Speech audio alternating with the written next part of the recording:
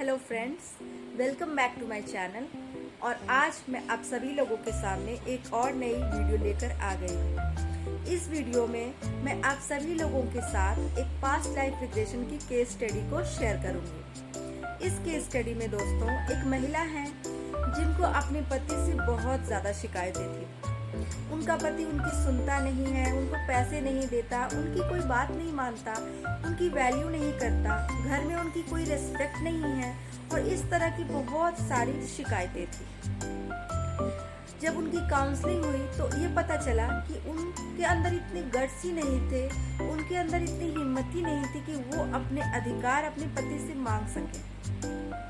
Although उनके पति बहुत सारी रिस्पॉन्सिबिलिटीज ऑलरेडी उठा रहे थे, जैसे कि उनकी हेल्थ का खर्चा हो, उनके कपड़ों का हो, उनके आने जाने का हो, बच्चों की पढ़ाई लिखाई हो, जो भी एक फादर या एक मेल पर्सनालिटी घर की जिम्मेदारियां उठाता है, वो सारी जिम्मेदारियां उनके पति ऑलरेडी उठा रहे थे। बट इनको ऐसा लगता था कि नहीं, इतना इनफ नहीं है, मैं जब जो बोलती हूँ तब तुम वो सुनते क्यों नहीं? यदि मुझे एक पर्स लेने के लिए कुछ पैसे चाहिए तो वो तुम मुझे देते क्यों नहीं? एंड इन बातों को वो कभी भी अपने हस्बैंड के साथ फेस टू फेस ज़्यादा एडमेंट होकर शेयर नहीं करती थी, अपने लिए स्टैंड नहीं लेती थी। उन्होंने एक दो बार मांगा, यदि पति ने गुस्से में बोल दिया या मना कर दिया तो फिर वो दोबारा नहीं मांगती थी, अपने अधिकारों को नहीं जताती थी। उनकी इच्छा थी कि मुझे पास्ट लाइफ में जाकर देखना है कि आखिर क्या रीजन है जिसकी वजह से मेरे साथ ये सब हो रहा है। पास्ट लाइफ में जैसे ही वो जाती हैं तो सबसे पहला जो सीन वो देखती हैं, उस सीन के अंदर खुद को मेल पर्सनैलिटी में वो देख रही हैं।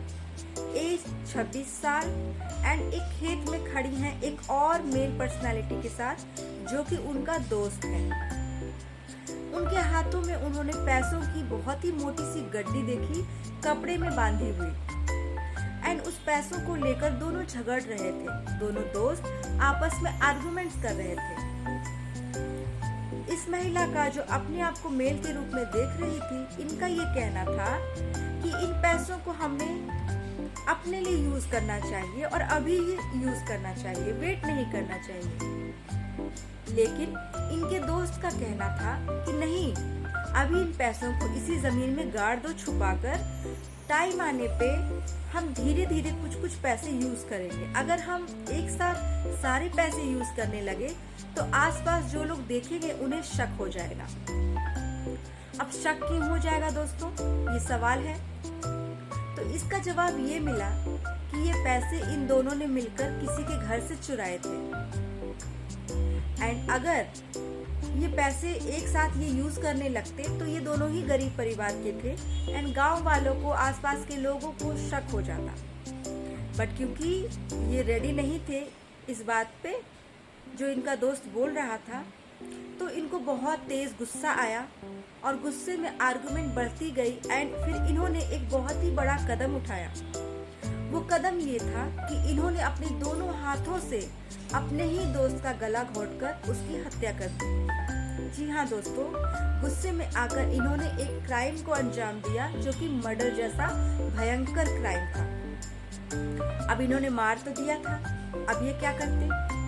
तो पैनिक होकर इन्होंने, क्योंकि जिस जगह पे ये दोनों दोस्त गए थे पैसों को लेकर, वो काफी सुनसान जगह था तो वो खेत, लेकिन काफी सुनसान जगह था, शाम का वक्त था, कोई भी आसपास नहीं था। तो इन्होंने सोचा कि अब मैं किसी को बता नहीं सकता कि मैंने इसे मार डाला है, तो मैं इसे यहीं गाड़ देता हूँ जमीन के अंदर। और उन्होंने जमीन की खुदाई की एंड उसके अंदर उन्होंने उसको अच्छी तरीके से गाड़ कर पूरी मिट्टी से ढक दिया। लेकिन उसके बाद जब ये घर गए उन पैसों को लेकर, तो फिर इनको ऐसा रियलाइज होने लगा जैसे इनके हाथों से बहुत ज्यादा बड़ा पाप हो गया है। और फिर रात को ये वापस उस जगह पे जाकर उन पैसों को भी वहीं पे अपने दोस्त के पास गाड़ देते हैं। उसके बाद मुश्किल से कुछ महीने ही जी पाते हैं और उन महीनों के अंदर ये पूरी तरीके से डिप्रेशन में घुस जाते हैं। रात दिन बस इनको यही चिंता सताती है कि मैंने बहुत बड़ा पाप किया, बहुत बड़ा पाप किया। एक पत्थर की बोझ की भांति इनके सीने पे ये गिल्ट सवार हो गया। इनके घर वाले भी इनको कोसने लगे कि क्या सारा दिन एक कोने में बैठा सोचता रहता है। बहन घर में शादी के लिए जवान है, उसके लिए कुछ मेहनत नहीं करता, पैसे नहीं कमाता, सारा दिन सोचता रहता है। और इनकी समस्या ये थी कि इन्होंने जो क्राइम किया था उसके बारे में ये अपने किसी भी दोस्त से, परिवारजन से या किसी भी पर्सन से शेयर नहीं कर सकते थे। इस ग्लानि में ये अंदर ही अंदर घुटते रहते थे। एक दिन जब ये इस डिप्रेशन को, इस ग्लानि को नहीं सहन कर पाए तो इन्होंने आत्महत्या करने का फैसला ले लिया। और जब आत्महत्या करने के लिए इन्होंने फांसी लगानी चाहिए तो आखिरी वक्त पे इनके अंदर ये ख्याल आने लगा कि यदि मैं गुस्सा नहीं करता तो शायद आज मेरा दोस्त जिंदा होता और शायद आज मेरी जिंदगी भी बहुत अच्छी होती, मैं भी कुछ काम कर रहा होता, अपने परिवार के लिए मैंने कोई रिस्पॉन्सिबिलिटी नहीं निभाई, काश मैं वो कर पाता। इस तरह के बहुत सारे गिल्ट इनके लास्ट मोमेंट पे इन्होंने फील किया और उसके बाद फांसी लगाकर इन्होंने जान दे दी। जब ये स्पिरिट गाइड के पास गए तो वहाँ पर इनकी दोस्त को बुलाकर कॉर्ड कटिंग करवाई गई और वहाँ पर पता चलता है कि इनका दोस्त इनके लिए गाइड की तरह था, जो कि कई जीवन से इनके साथ था। हर जीवन में वो इनका दोस्त किसी न किसी रूप में इनसे मिलता था एंड इनको कोई ना कोई लेसन सिखाने में मदद करता था। जैसे कि इनका जो गुस्से का संस्कार था वो कई जीवन से ये कैरी कर रहे थे। इनको अपने पास्ट के कई लाइफ्स में सीवियर एंगर इश्यूज थे एंड इनका वो दोस्त उस चीज को ओवरकम करने में इनकी मदद कर रहा था, बट ये नहीं कर पाए एंड जिसका ये अंजाम हुआ कि इनके अंदर अब ऐसा बिलीफ सिस्टम बन गया कि यदि मैं इसके सामने यानी कि अपने दोस्त के सामने गुस्सा दिखाऊंगा, कुछ बोलूंगा तो वापस से कुछ बुरा हो जाएगा, कुछ बहुत ही बुरा हो जाएगा। और जब प्रेजेंट लाइफ में ये दोनों हस्बैंड वाइफ बन के आए तो इनको वो बिलीफ सिस्टम की वजह से काफ़ी प्रॉब्लम फेस करनी पड़ी। इनको कभी गुस्सा भी आता है तो ये खुलकर अपना गुस्सा नहीं दिखा पाती है, क्योंकि वो बिलीफ सिस्टम ट्रिगर हो जाता है कि यदि मैं गुस्सा दिखाऊंगी तो इसको कुछ हो जाएगा, कुछ बुरा हो जाएगा, ये मर जाएगा, ये इस तरह का डर वापस से ट्रिगर हो जाते थे। तो वो सारे बिलीफ सिस्टम को चेंज कराया गया एंड ये रियलाइज कर पाए कि अपने लिए जहाँ ज़रूरी है वहाँ पे स्टैंड लेना है, अपने गुस्से को जहाँ ज़रूरी है वहाँ दिखाना है, लेकिन कंट्रोल में, अपने गुस्से को अपने कंट्रोल में रखना है। इसका मतलब ये नहीं कि आपको गुस्सा आ रहा है तो आप गुस्सा दिखाओ भी ना, अपने एक्शन को अपने गुस्से में कंट्रोल में रखना चाहिए।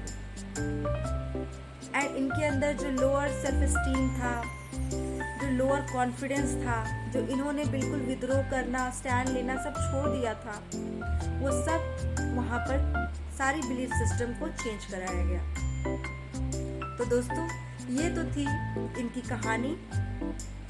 इस तरह की कहानी हम सभी की होती है। कभी ना कभी सारी महिलाएं इन चीज़ों को अपने हस्बैंड के साथ फेस करती है।